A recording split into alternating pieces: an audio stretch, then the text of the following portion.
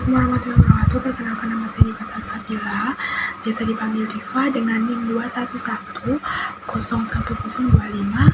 Saya dari Prodi Ilmu Gizi. Di sini saya akan menarasikan sebuah studi kasus kepemimpinan di suatu institusi kesehatan, yaitu di Puskesmas X, untuk memenuhi tugas UAS untuk mata kuliah manajemen dan kepemimpinan.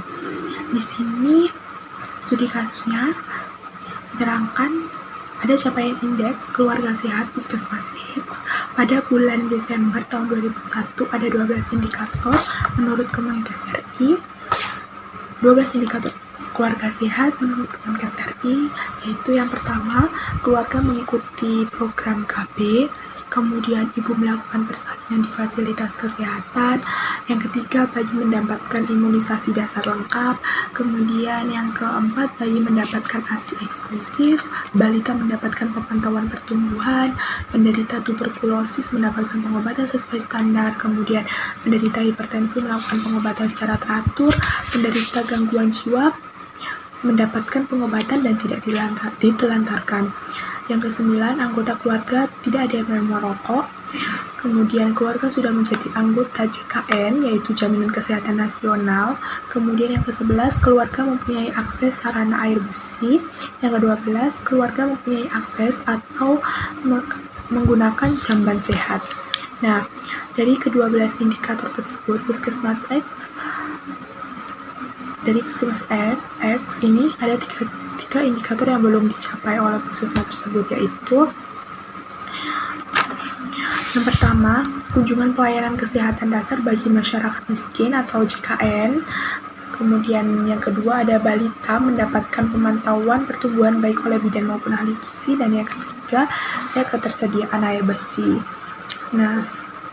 Namun dari hasil evaluasi ini, secara keseluruhan dapat dikatakan pencapaian kinerja puskesmas adalah baik, sebab lebih dari 75% target 12 indikator dapat dicapai. Namun, gaya kepemimpinan Kepala Puskesmas X ini yang baru diangkat, itu sikap atau perilaku yang ditunjukkan itu temperamen, emosional, dan cenderung lebih sering memutuskan segala sesuatu itu secara mandiri.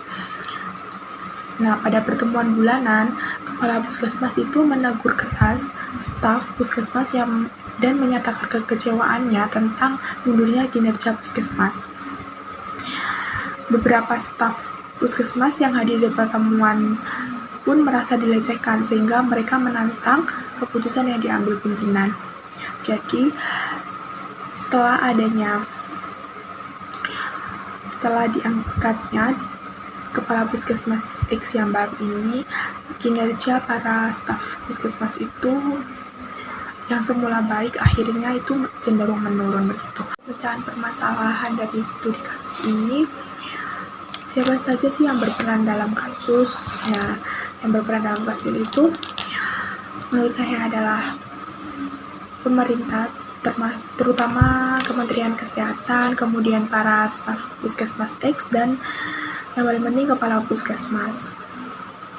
Nah, dari ketiga indikator yang tidak tercapai dalam indeks keluarga sehat itu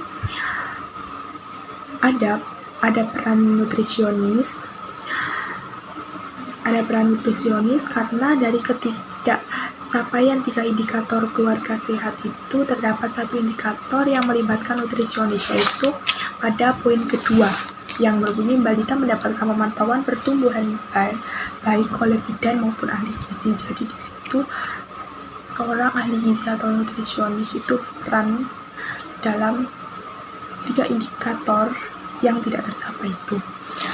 Kemudian kalau dari segi posisi masing-masing individu dalam permasalahan kasus ini, menurut saya staf itu sebenarnya sudah melakukan yang terbaik untuk kemajuan untuk mencapai 12 indikator ini.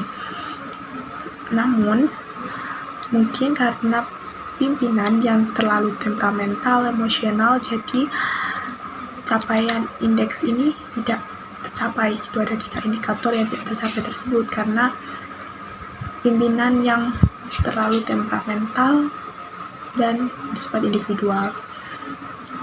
Kemudian permasalahan apa sih yang ada di studi kasus ini, yaitu kurangnya kerjasama yang baik antara pimpinan dan staf, karena kepala puskesmas tersebut tidak melakukan pekerjaannya dengan baik dan terlalu individual, jadi tidak memutuskan sesuatu permasalahan itu secara kesepakatan bersama, namun secara individu gitu.